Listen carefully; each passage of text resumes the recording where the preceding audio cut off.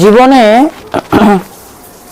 তুমি যদি একজন সুসন্তানকে জন্ম দিতে পারো, শ্রেষ্ঠ সন্তানকে জন্ম দিতে পারো, তাহলে মনে করবে যে জীবনে আমি বাস্তবিক সফলতা পেতে পেরেছি। তুমি নিজের জীবনে সমস্ত সব অভীষ্ট ফল পেয়ে গেছো।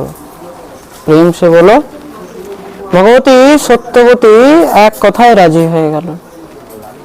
তার মধ্যে পরমেশ্বর মুনি সত্যবতীর গর্ভাধান করলেন। ভগবতী সত্যবতীর গর্ভ থেকে যে সন্তান হলো,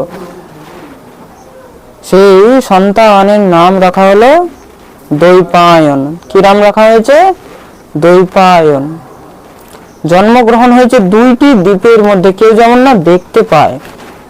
দুটি দ্বীপ, মাঝখানে নদী, নৌকা, সেখানে মহারাজ দাঁড় করিয়ে রাখা হয়েছে। চারিদিকে কুয়াশা দিয়ে মহারাজ ঢেকে গেল। সেই সময়, সেই অবস্থায় গর্ভ থেকে সন্তান জন্ম নিলেন। দুটি দ্বীপের মধ্যে জন্মগ্রহণ করেছে বলে দেখতে কৃষ্ণবর্ণ ছিল, কালো ছিল। বেদব্যাসের রং কিরকম? কালো। তার জন্য নাম হলো কৃষ্ণ। কৃষ্ণ তো পুরোটা নাম হলো কৃষ্ণ দ্বৈপায়ন বেদব্যাস। কৃষ্ণ দ্বৈপায়ন বেদব্যাস। বলে কৃষ্ণ দ্বৈপায়ন ভগবান কি জয়। আর সেই মহর্ষি শ্রী কৃষ্ণ দ্বৈপায়ন তিনি পরবর্তীকালে বেদের রচনা করলেন। বেদকে চারটি ভাগ করলেন, চারটি ভাগ করে তাকে লিখলেন, লিপিবদ্ধ করলেন। পূর্বে কিন্তু বেদ লিপিবদ্ধ ছিল না, শ্রুতি মাধ্যম ছিল। আগে এইদিকে বেদ মুখে পড়ানো হচ্ছে, এদিকে শুনে মুখস্থ করা হচ্ছে। কিন্তু পরবর্তীকালে কি হলো, মহর্ষি বেদব্যাস তাকে লিপিবদ্ধ করলেন, পুরাণ লিখলেন। তো যিনি বেদের বিস্তার করলেন, ব্যাস করেছেন, ব্যাস মানে বিস্তার, তার জন্য তার নাম হলো বেদব্যাস। বেদের বিস্তার করেছেন, তার জন্য নাম হলো বেদব্যাস ভগবান কি।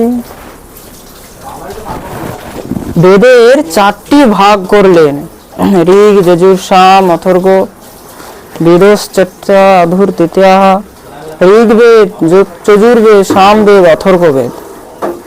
তত্র বেদ ধরহ।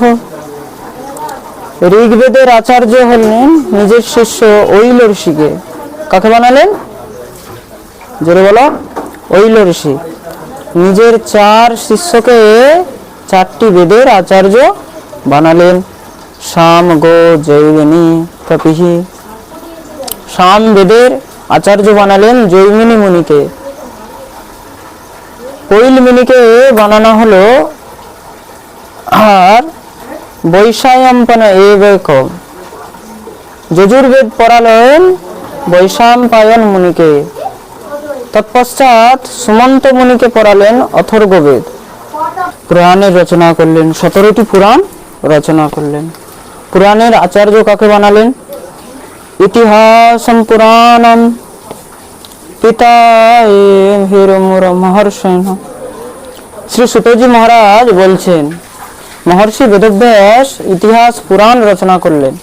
সেই ইতিহাস পুরাণের বক্তা, সে আচার্য আমার পিতা মহর্ষি রোমহর্ষণকে। কাকে বানিয়েছে? রোমহর্ষণকে। সুতজি মহারাজ বলছেন, রোমহর্ষণ নাম কেন ছিলেন? তিনি যখন পাঠ করতেন, তার পাঠ শুনে সমস্ত শ্রোতাদের এক একটি লোম হর্ষিত হয়ে যেত, তার জন্য নাম হলো রোমহর্ষণ। আর সেই রোমহর্ষণের পুত্র হলো উগ্রশ্রবা মুনি। তার পুত্রের নাম কি? উগ্রশ্রবা। আর সেই উগ্রশ্রবা সুতজি মহারাজ তিনি এই ভাগবত শ্রবণ করেছে শৌনক আদি মুনিদেরকে। বলি সুতজি মহারাজ কি। এত সব কিছু রচনা করার পরেও এখনো মহর্ষি বেদব্যাসের মনে শান্তি হলো না। নিজের আশ্রমের মধ্যে খুব চিন্তিত হয়ে বসে রইলেন। বেদব্যাসের আশ্রম কোথায়? ব্রহ্মনদ্যা সরস্বত্যাম আশ্রম পশ্চিমে তটে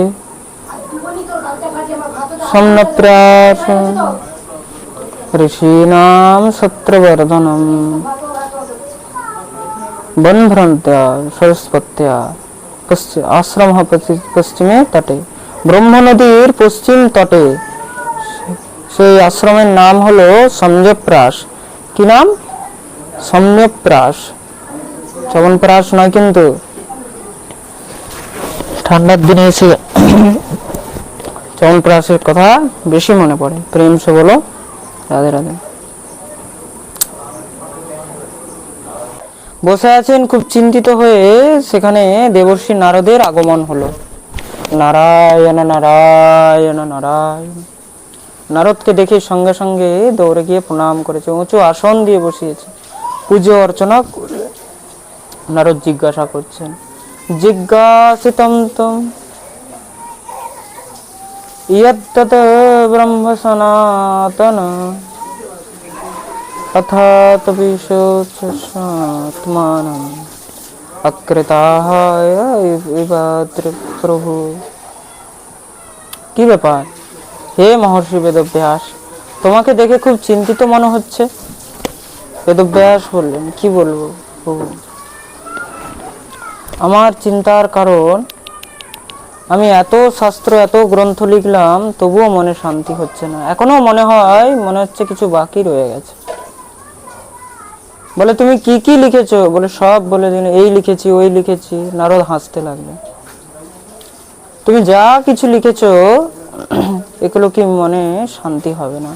যথা ধর্মদয়স্য কোনো বর্ণত কীর্তিহা। ধর্ম অর্থ কাম মোক্ষ এগুলো তো পাওয়া যাবে, মনে শান্তি পাওয়া যাবে না যতক্ষণ পর্যন্ত মনে প্রেম আসবে না, যতক্ষণ পর্যন্ত অন্তরে ভক্তি জাগ্রত হবে না, ততক্ষণ পর্যন্ত মনে শান্তি আসবে না। সেই প্রীতি কোথায় পাবেন? না তত বাসুদেবস্য মহিয়ানুবর্ণিতা। যতক্ষণ পর্যন্ত কৃষ্ণ চরিত্র বর্ণন করবে না, ততক্ষণ পর্যন্ত তিনি সেই শান্তি পাবে না। যেই আনন্দ, যেই প্রেম, সেই কৃষ্ণ প্রেমের মধ্যে আছে না।